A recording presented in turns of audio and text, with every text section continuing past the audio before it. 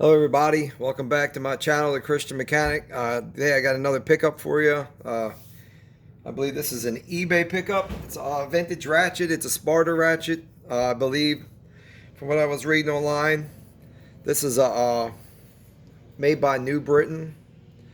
It was, I think they said, I read that it was like sold at Napa. This was like the economy tool line of tools. I believe also Husky was part of that tool group too, and maybe even Blackhawk was also made by it. But even New Britain ratchets, it looks similar to the New Britain ratchets. This one right here, it's CB54, and it's stamped in the USA. This is a 3/8 drive flex head ratchet, and the patent number on this right here is 293133 or 399. Sorry.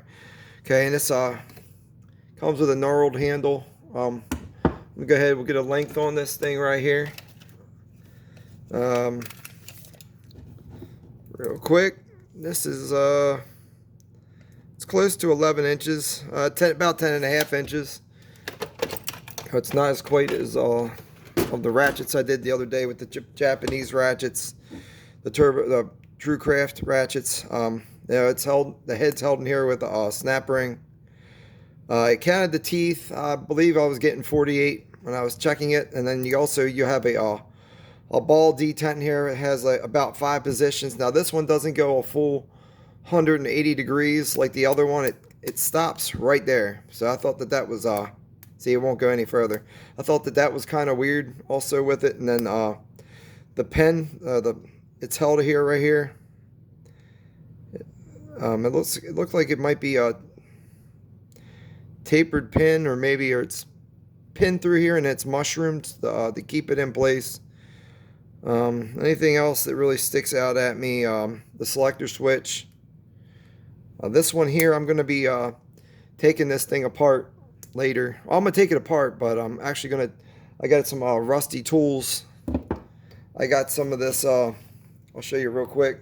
Some of this Evapo rust stuff, and I'm just going to be putting a bunch of tools like from that tool haul that I bought the other day from the toolbox. I'm going to go ahead and there's some rusty wrenches and some sockets in there. I'm going to be soaking everything in that, so I'm going to do a separate video for the Evapo rust.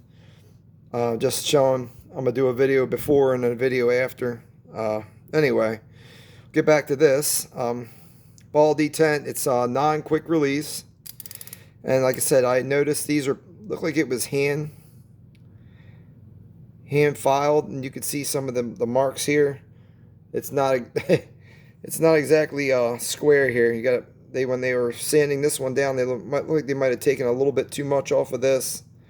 And then you got a lot of casting marks on this face part right here. It's not very polished. The only polishing part I see is like around the top of the head, the back of the switch, and there's a lot of casting marks here, and then just the handle. The handle's cast. And I said we got some spots here where the chrome had worn off. This was all covered in rust. I had just hit it with a wire wheel just to knock some of the rust off. There still is some rust on this. This thing was completely covered in rust. But yeah, this is a detent down inside here. I'm not going to be able to get this apart without destroying this. So I'm just going to soak this thing and clean it up. And then we're just going to go ahead and oil it. But we'll just open this up. Just take a little quick look on the inside of it. I saw a couple of the Sparta ratchet reviews, and I thought that they were pretty neat looking. Here we go. So there's the switch. And just taking a quick look on the inside, I don't see any. Hold on, let me go get that thing. Hold on.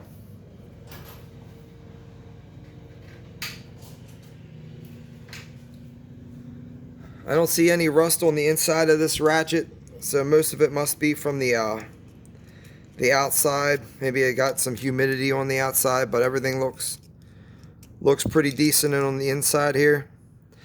And I thought that was interesting that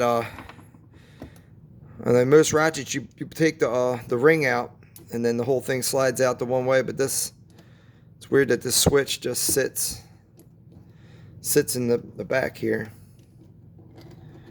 So you got here's your switch. And then there's your groove. And this, I guess this little notch right here actually sits inside of this, and that's what you get your switching from. Now we take a quick look at this. As you can see, it's just a single pawl inside of here. There's no double pawl action in here, and then we got an E clip here, or C clip, whatever you want to call it. I believe it's an E clip, and then you got your spring here inside here.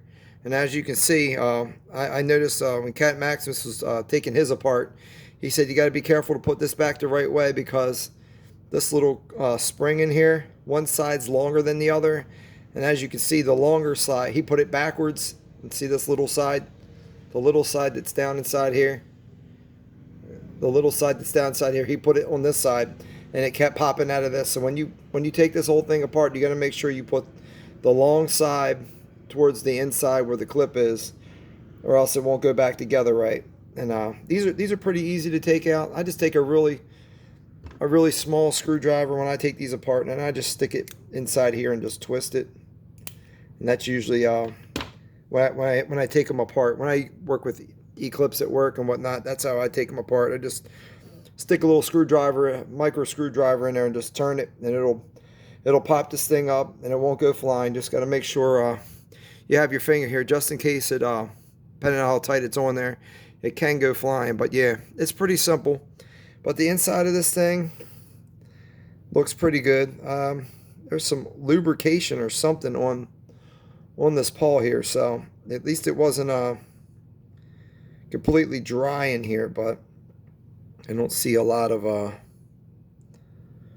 corrosion on the inside of this. But yeah, I'll take a video, because I'm gonna soak this anvil in the evapor rust and try and get all this rust off of here before I put everything back together. But like I said, I'm gonna do a separate video on just that part, because I got a bunch of wrenches and a couple other things that I have covered in rust. But yeah, I just wanted to go over it with you guys. I think I paid a little over 20 bucks with this. I had to pay for shipping, so yeah, it was a little over 20 bucks.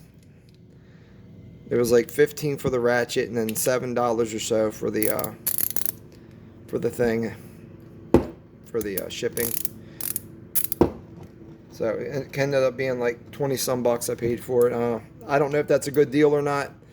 I did see another one on there that was for sale, same exact ratchet, and it was a buy it now for $65. So for $15 plus shipping, it was like 20 some bucks. 20 some bucks. I thought that was a pretty good deal. But like to hear what everybody thinks about it.